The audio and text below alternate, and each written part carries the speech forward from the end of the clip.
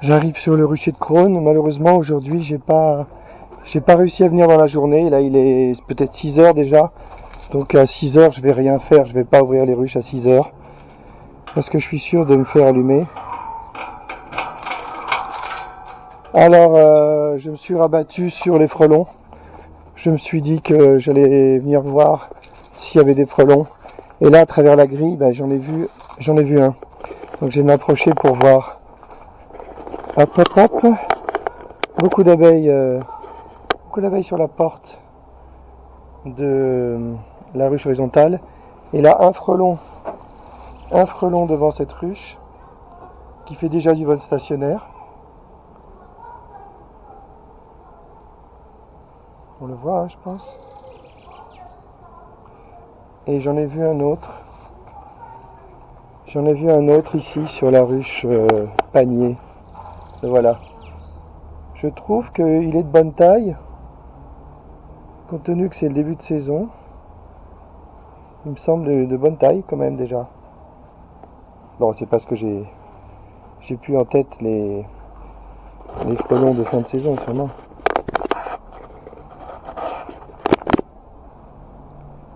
Bon ben voilà. Là on peut dire qu'il y a des frelons qui viennent régulièrement sur le rucher. J'en ai vu hier. Là j'arrive au hasard à 5h30, 6h. J'en vois 2. Un peu maladroit. Ah non, c'est bon. Il y a une abeille. Non, c'est bon. C'est les frelons qu'il faut attaquer. Bon allez, je me cache. Je me sauve pour pas me faire piquer par les abeilles. Et voilà, je vais réinstaller les 2 tentes que j'ai ici. C'est les tentes de l'année dernière. J'ai un nouveau... Bon, les voilà. Les tentes de l'année dernière sont pas mal. J'ai un nouveau modèle que j'attends, qui sera presque pareil, mais il y a des petites améliorations intéressantes. Donc ce sera la surprise pour une prochaine vidéo. Là, je vais me contenter de montrer que je peux capturer les frelons de début de saison. Ce sera bien fait pour eux. Allez, je pense que ça c'est parfait. Allez, la tente, je la prends, hop, je la remets en 2 secondes et c'est opérationnel. Oh non, non, non. Non, c'est bon. Là, le soir, c'est systématique. Hein. Le soir, les abeilles sont vives. Voilà, la tente anti-frelon frontale.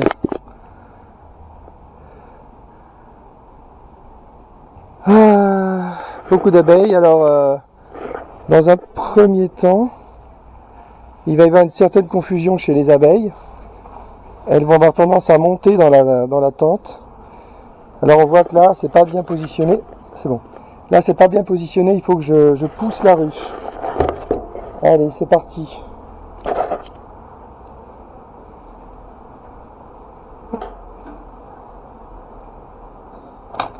Oh, j'y arrive. Génial. Bravo. Lâchez le temps.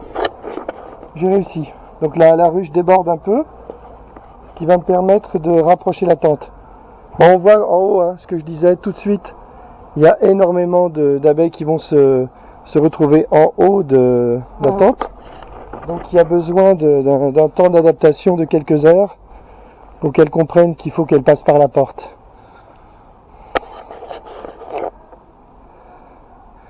Et on va voir combien de temps il faut aux frelons pour se faire capturer.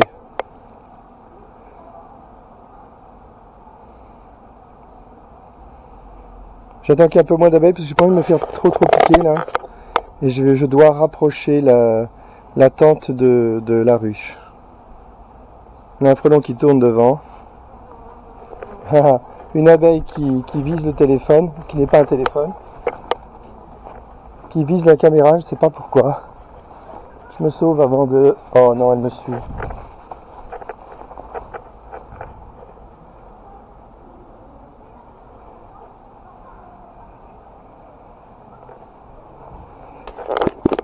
Bon bah je suis pas venu pour rien, hein. J'installe une tente et je vais en mettre qu'une seule, tiens, pour rigoler. J'en ai 2 là, sur le rucher, je vais en mettre qu'une seule et je vais regarder ce qui se passe. Donc j'avais 2 frelons en chasse. Je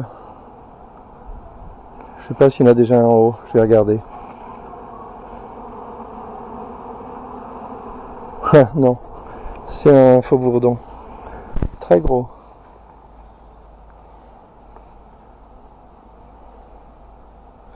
Si jamais je vois un frelon sur une deuxième ruche, je mettrai la deuxième tente.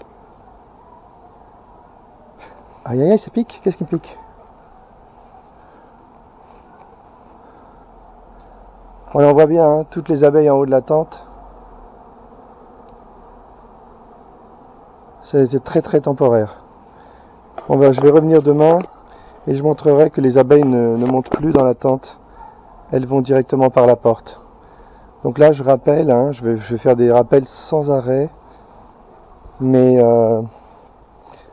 un point fort du piège tente, c'est que les abeilles ne sont pas gênées pour sortir de la tente. La tente... Oh purée... La tente n'est pas du tout une tente en fait. Elle ne protège pas la ruche comme un filet qu'on mettrait autour de la ruche. Elle fait pas du tout ça. Elle incite les frelons à rentrer dans la tente, à aller en haut de la tente et ensuite ils sont incapables d'en descendre. Donc je disais que on voit que la porte en bas est complètement ouverte. Les abeilles... Oh là là là là, les abeilles, c'est les abeilles qui font des selfies, elles viennent devant la caméra pour se montrer. Ouais, c'est bon, c'est bon. Donc les abeilles peuvent sortir librement et rentrer librement, il n'y a pas de gêne, il n'y a pas de ralentissement, il n'y a pas de blocage. Donc c'est vraiment un point fort ça. Je ne sais pas pourquoi, quand c'est des téléphones on dit que c'est les ondes qui attire les abeilles, mais là, ça recommence. Mais là, une caméra, je vois pas très bien. Hein. Je vois pas très bien pourquoi elle vient sur la caméra.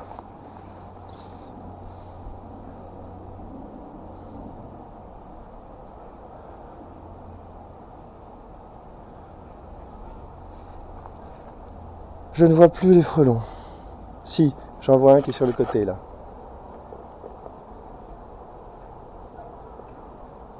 Deux même, les deux sont là, sur le côté de... entre la ruche horizontale et la tente. On voit qu'il rentre. Oh, il a réussi. Il a attrapé une abeille, je vais le dégommer. Je l'ai dégommé, il a réussi à attraper une abeille. On voit qu'il n'est pas très puissant. Hein. Dès qu'il a attrapé l'abeille, il est tombé au sol.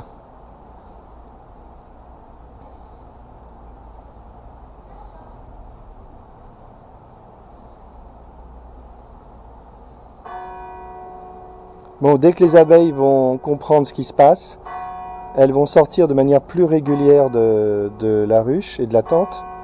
Il y aura moins de confusion et... Voilà, l'autre frelon est sur le côté là.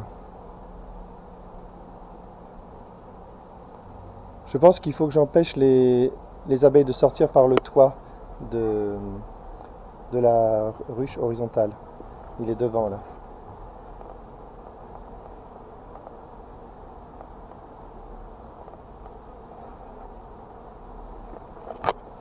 Là, on aura du choix. Hein. Ah, un frelon est monté là.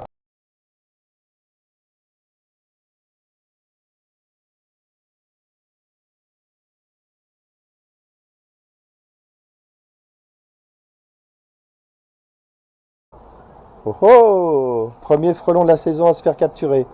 Il est en haut de la tente là. Et voilà, il est en haut de la tente, on va voir ce qu'il fait. Je me recule un peu, on va voir s'il essaie de capturer, s'il essaie de sortir. Alors je répète, je vais sûrement répéter aussi plein de fois la même chose, mais c'est pas grave. Tant qu'un frelon est en mode chasse, il peut sortir de la tente facilement. Mais dès qu'il est en mode retour au nid, pour deux raisons, soit qu'il a eu peur et qu'il s'enfuit, soit qu'il a attrapé une abeille, à ce moment-là, il va vers le nid en s'échappant vers le haut. Il monte toujours. Donc résultat, il ne peut pas sortir de la tente. Donc là, il n'a pas capturé l'abeille. C'est une nouveauté de l'année dernière. La première année, chaque frelon capturé coûtait une abeille. Depuis l'année dernière, avec des voiles plus blancs,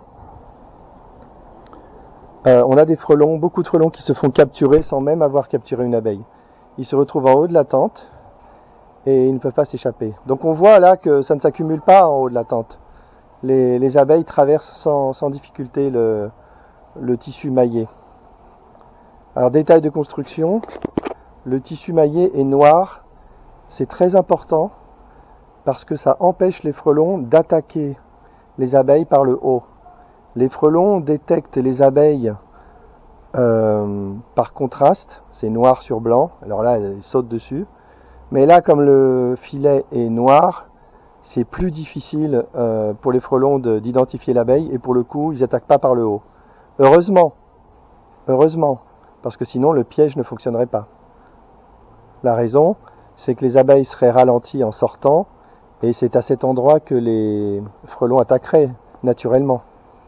Les frelons, un frelon là qui vient de capturer une abeille ici. Il a capturé, il va la dépecer.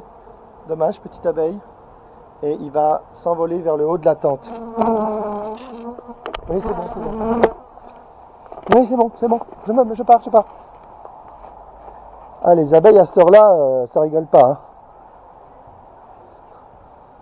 C'est vraiment une constante. Hein.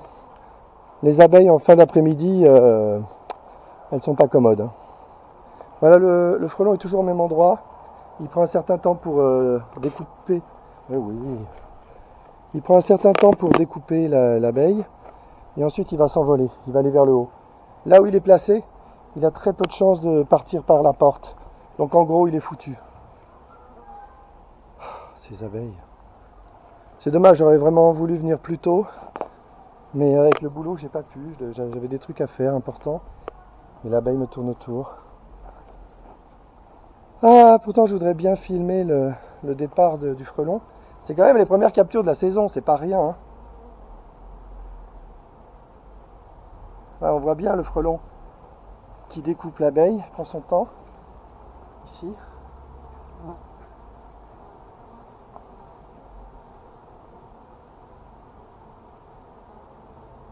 Normalement là-haut je devrais avoir un frelon. Hein. Oh piqué. Merde. Oh c'est pas vrai. Merde. Ah ça fait mal en plus. Merde. Mais bon, je me suis fait allumer au front, bien sûr. Et ça fait mal. Et merde. Putain. Bon, c'est décidé, je vais devenir berger. Hein. J'en ai marre des abeilles. Ah, ça fait mal. Là, le frelon s'envole. Et putain, il s'envole et traverse. Oh non. Bon, là, ce frelon a eu de la chance. Il est passé par la porte. Il y avait très peu de chances qu'il fasse ça, mais il l'a fait. Ah la vache, piqué et un frelon qui est parti.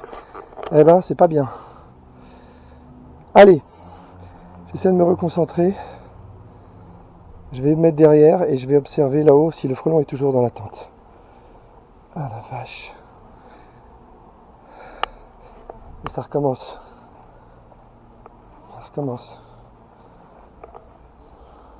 C'est pas du tout une heure pour arriver sur le rucher.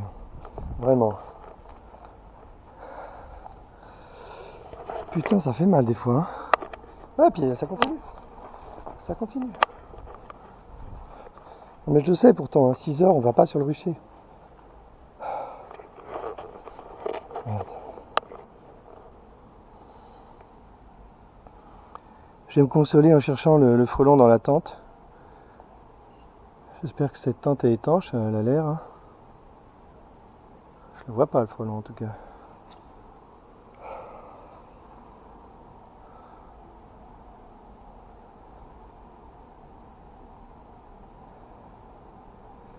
Bon, quand ce sera plus calme, quand les abeilles seront pas tout en haut, ça sera quand même plus facile à observer. Hein. Allez. J'entends un peu mais de loin.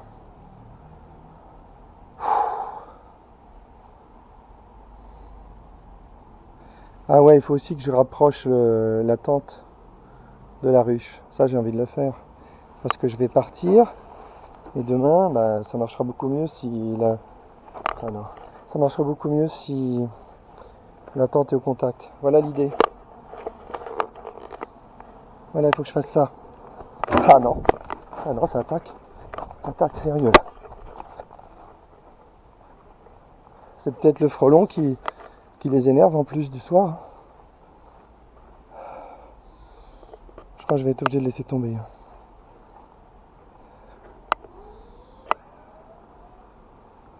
Putain, ça m'énerve. Il y a une autre chose que je dois faire, c'est poser un parpaing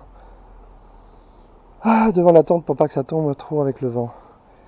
Je vais essayer de le faire.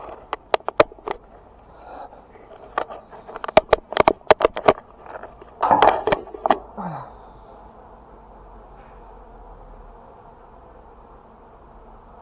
Il y a un autre frelon qui vient d'arriver devant la tente horizontale.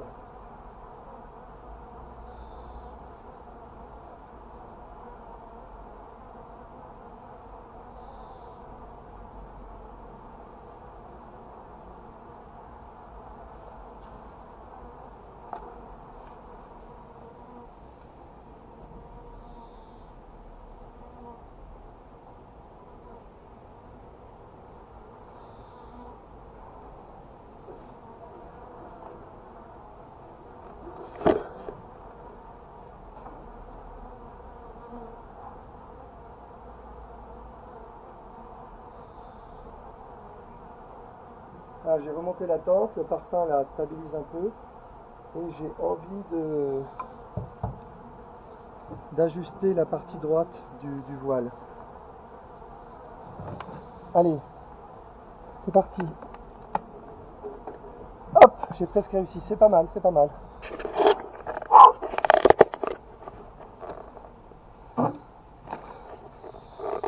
Alors on voit que la tente est plus près, pas assez près mais elle est plus près.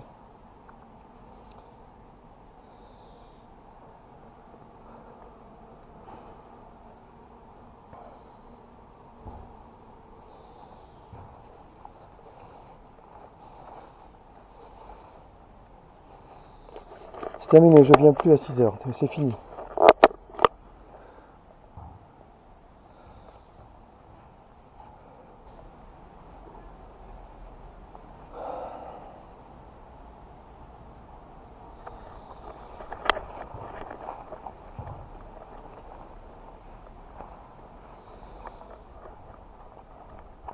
C'est pas à chier, il y en a bien qui me suit, hein. Incroyable.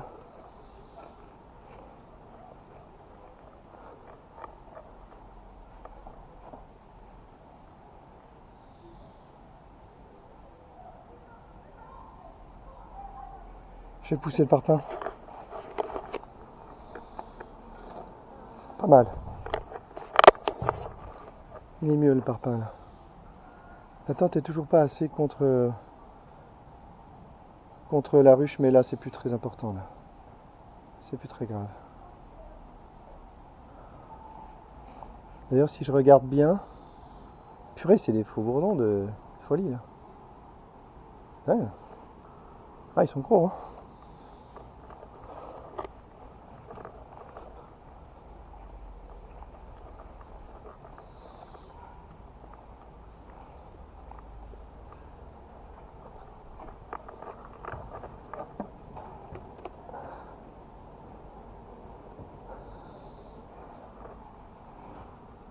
Pas mal.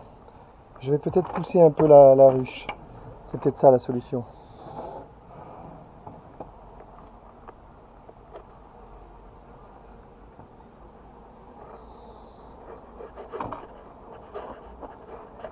En plus j'ai pas de chaussettes alors si je me fais allumer, c'est bien ça. Waouh, là on voit bien là. On voit bien que c'est bien ajusté.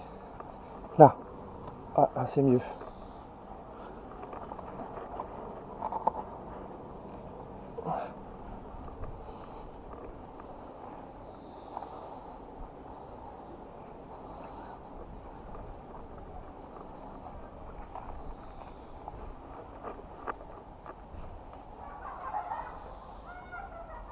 Là c'est bien.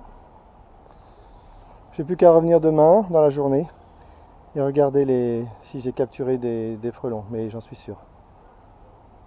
Demain je mettrai la deuxième tente tranquillement. Je pense que je peux arrêter là. Voilà la pause de la première tente de la saison.